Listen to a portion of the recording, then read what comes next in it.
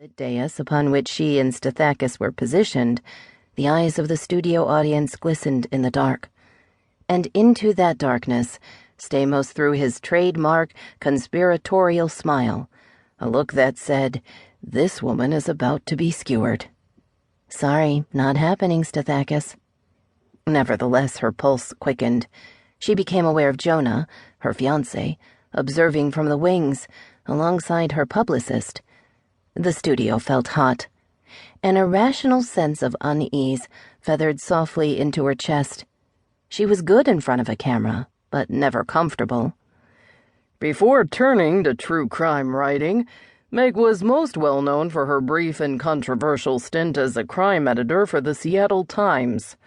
Prior to taking over the Times' crime desk, she clawed her way up from the trenches as a junior reporter to pen award-winning and unflinching features on matters of crime and punishment. Then came her popular blog and the guest television appearances where she's increasingly asked to offer commentary on high-profile cases. Her debut book, You Are Mine, A Story of Obsession, first hit the shelves in the New York Times list 5 years ago. And Meg's been soaring up charts since, showing herself as a force to be reckoned with in the competitive genre of true crime. Now in her latest hardcover, Sins Not Forgotten, on sale tomorrow. He held up the book. The camera zoomed in. Meg takes us on a gothic trip into the dubious territory of memory and its unreliability, effectively shining a light onto an old and very cold case that was all but forgotten. Thank you for being with us tonight, Meg. Can you tell us a bit about your latest book? Restraining the urge to push back her hair, she smiled. Sins is the story of Gloria Lulofs, who, as a young girl, was being sexually abused by her father in a barn on the family's Minnesota ranch when 2 boys from a neighboring reservation intervened in an attempt to save her.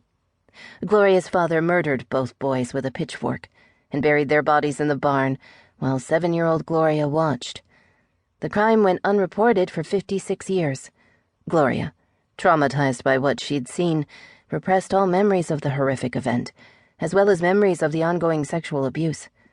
Until she was in her 60s, when she came forward to report what she'd begun to believe she was remembering. But police found no record of 2 boys missing from the reservation, Stithakis added. Correct. And Gloria's father denied all allegations.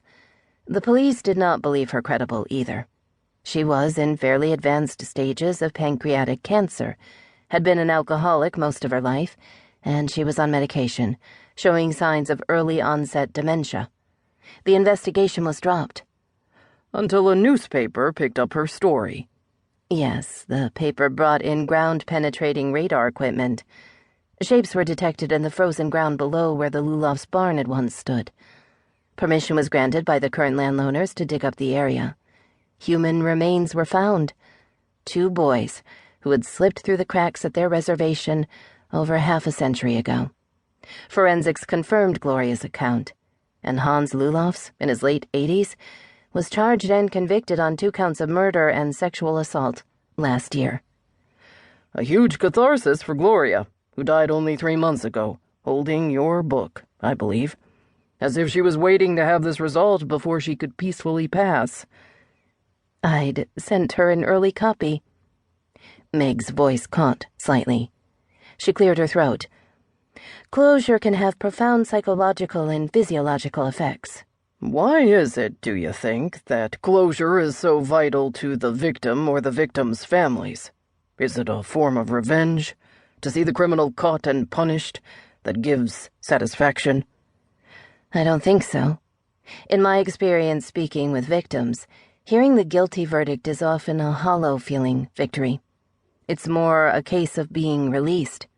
During an investigation into a crime, throughout the arrest process, the trial, the victim and loved ones are gripped in a stasis. Their lives are on hold. Once a case has been adjudicated and the bad guy put away, once they've gotten the truth of what happened, they're finally free to grieve, to allow the old self to die, and to be able to begin again. He allowed this to hang a moment, then leaned forward.